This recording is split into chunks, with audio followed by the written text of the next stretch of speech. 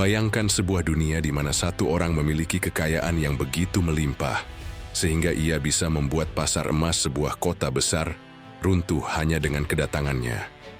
Ini bukan cerita fiksi, melainkan kisah nyata Mansa Musa, penguasa Kekaisaran Mali pada abad ke-14. Dengan rombongan haji yang membawa ribuan budak dan unta syarat emas, ia tidak hanya menunaikan kewajiban agama, tetapi juga mengukir namanya sebagai salah satu orang terkaya dalam sejarah. Kekayaannya dari emas dan garam tak hanya membangun kerajaan, tetapi juga menjadikan Mali pusat peradaban Islam yang gemilang. Siapakah dia sebenarnya, dan bagaimana warisannya masih bergema hingga kini? Mari kita telusuri kisahnya yang luar biasa ini. Mansa Musa lahir sekitar tahun 1280 Masehi di Kekaisaran Mali, sebuah kerajaan yang terletak di Afrika Barat, meliputi wilayah yang kini menjadi Senegal, Mali modern, Guinea, dan sekitarnya. Ia adalah keturunan dari Sundiata Keita, pendiri Kekaisaran Mali yang legendaris, yang berhasil menyatukan suku-suku Mande dan membangun fondasi kekaisaran yang kuat. Mansa Musa naik takhta pada tahun 1312 Masehi setelah pendahulunya, Abu Bakr II, menghilang dalam ekspedisi misterius melintasi Samudra Atlantik. Konon, Abu Bakr II berlayar dengan armada besar untuk mencari tahu apa yang ada di ujung samudra, tetapi tak pernah kembali. Dalam kekosongan kekuasaan itu, Mansa Musa, dengan gelar Mansa yang berarti raja dalam bahasa Mande, mengambil alih tahta dan membawa Mali ke puncak kejayaannya. Sebagai seorang Muslim yang taat, Mansa Musa memiliki visi besar untuk kerajaannya. Ia mewarisi kekaisaran yang kaya akan sumber daya alam, terutama emas dari tambang bambuk dan bure, serta garam dari wilayah utara seperti Tagaza. Perdagangan dua komoditas ini menjadi tulang punggung ekonomi Mali, menghubungkan kerajaan itu dengan rute perdagangan lintas Sahara yang ramai. Namun, kekayaan materi bukan satu-satunya yang ia kejar. Mansa Musa juga ingin menjadikan Mali sebagai pusat keilmuan dan keimanan Islam yang disegani dunia. Di bawah pemerintahan Mansa Musa, Kekaisaran Mali berkembang pesat. Ia memperluas wilayahnya dengan menaklukkan 24 kota dan distrik, termasuk Timbuktu dan Gao, yang menjadi pusat perdagangan dan pendidikan terkemuka. Pada masa kejayaannya, Mali mencakup wilayah seluas sekitar 2 juta kilometer persegi, menjadikannya salah satu kerajaan terbesar di Afrika saat itu. Untuk mengelola wilayah yang luas ini, Mansa Musa membaginya menjadi provinsi-provinsi yang dipimpin oleh gubernur setia yang disebut Farbah. Sistem administrasi ini memastikan pajak mengalir ke kas kerajaan dan perdagangan berjalan lancar. Ekonomi Mali didorong oleh perdagangan emas, garam, gading, budak, dan barang mewah seperti sutra dan rempah-rempah. Emas Mali sangat dicari di pasar dunia, bahkan hingga ke Eropa dan Timur Tengah, sementara garam yang langka di wilayah Sub-Sahara menjadi komoditas berharga untuk pengawetan makanan. Mansa Musa memanfaatkan posisi strategis Mali di jalur perdagangan Sahara untuk mengenakan pajak pada setiap karavan yang melintas, menambah pundi-pundi kekayaannya yang sudah luar biasa. Namun, Mansa Musa tidak hanya dikenal sebagai raja yang kaya. Ia juga seorang pemimpin yang bijaksana dan adil. Ia membangun infrastruktur, mendirikan pasar, dan memastikan keamanan di wilayahnya, sehingga pedagang dari berbagai penjuru dunia merasa aman untuk berdagang di Mali. Kekaisaran ini menjadi simbol kemakmuran dan stabilitas, menarik perhatian dunia pada kekuatan Afrika Barat. Puncak kejayaan Mansa Musa tercermin dalam perjalanan hajinya pada tahun 1324 ke Mekkah, sebuah peristiwa yang menjadi legenda hingga kini. Ini bukan sekadar ibadah biasa, melainkan demonstrasi kekayaan, kekuasaan, dan ketaatan yang belum pernah terjadi sebelumnya. Rombongan Haji Mansa Musa terdiri dari sekitar 60.000 orang, termasuk 12.000 budak, ribuan prajurit, pejabat, dan pelayan, serta 80 hingga 100 unta yang masing-masing membawa emas seberat 23 hingga 136 kilogram. Istri seniornya, Inari Kunate, turut serta dengan didampingi 500 pelayan wanita, menambah kemegahan rombongan ini. Perjalanan ini memakan waktu lebih dari setahun, melintasi gurun Sahara yang ganas dan kota-kota besar seperti Kairo. Ketika tiba di Kairo, Mansa Musa menunjukkan kedermawanannya yang luar biasa. Ia membagikan emas kepada penduduk miskin, organisasi amal dan penguasa setempat dalam jumlah yang begitu besar sehingga nilai emas di pasar Kairo anjlok hingga 20%.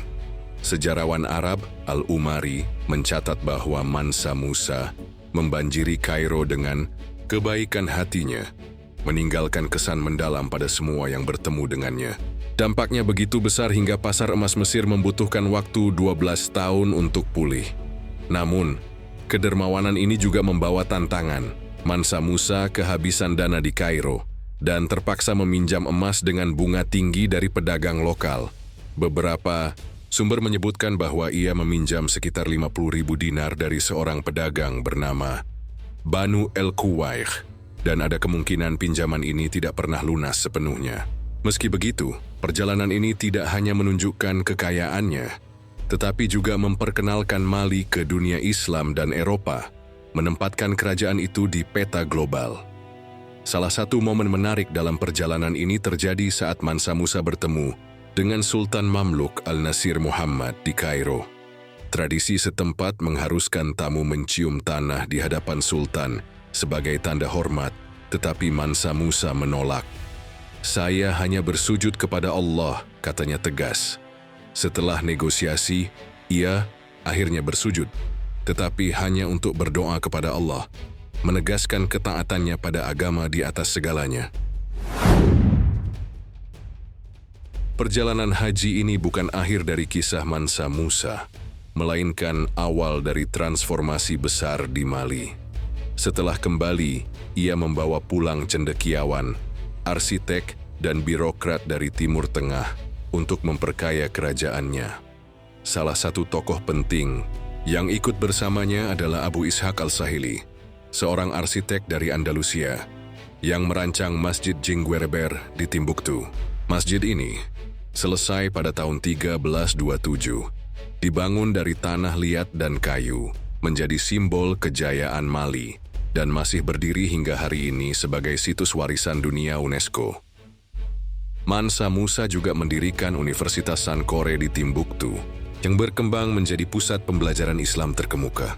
Universitas ini menawarkan studi tentang hukum Islam, juris Maliki, astronomi, matematika, dan sastra, menarik sarjana dari seluruh dunia Muslim, termasuk Mesir, Andalusia, dan Persia. Pada puncaknya, Timbuktu memiliki lebih dari 100 sekolah dan 18 universitas, dengan perpustakaan yang menyimpan ratusan ribu manuskrip. Kota ini menjadi Mekahnya Afrika, tempat ilmu pengetahuan dan agama bercampur dalam harmoni yang indah. Selain Timbuktu, Mansa Musa membangun masjid dan madrasah di Gao dan kota-kota lain di Mali, memperluas penyebaran Islam di Afrika Barat. Ia bahkan mengundang 4 keturunan Nabi Muhammad untuk tinggal di Mali, dengan harapan kehadiran mereka membawa berkah bagi rakyatnya.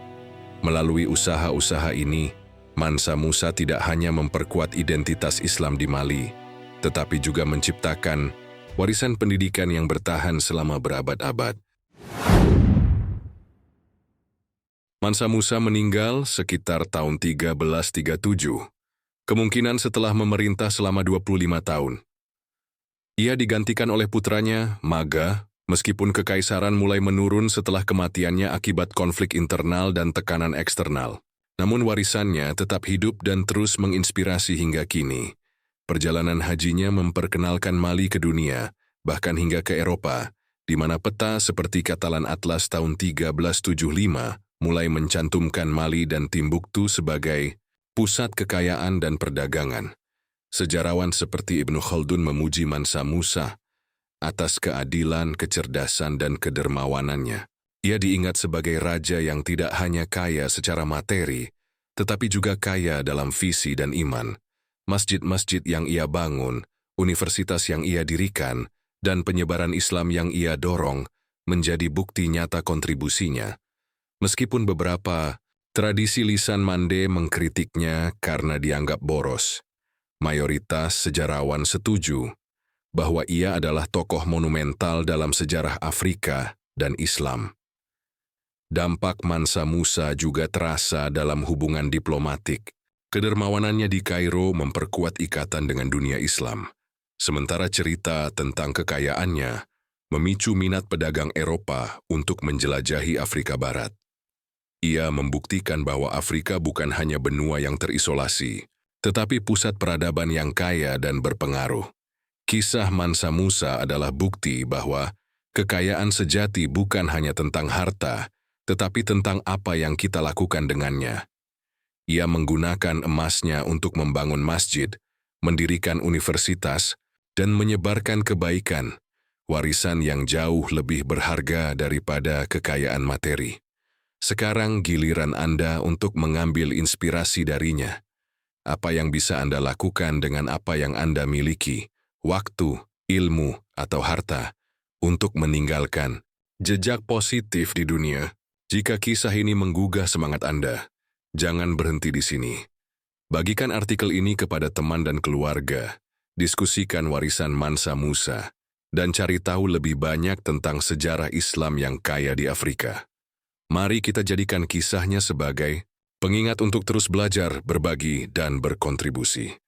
Tulis pendapat Anda di kolom komentar, dan mari kita lanjutkan percakapan ini bersama.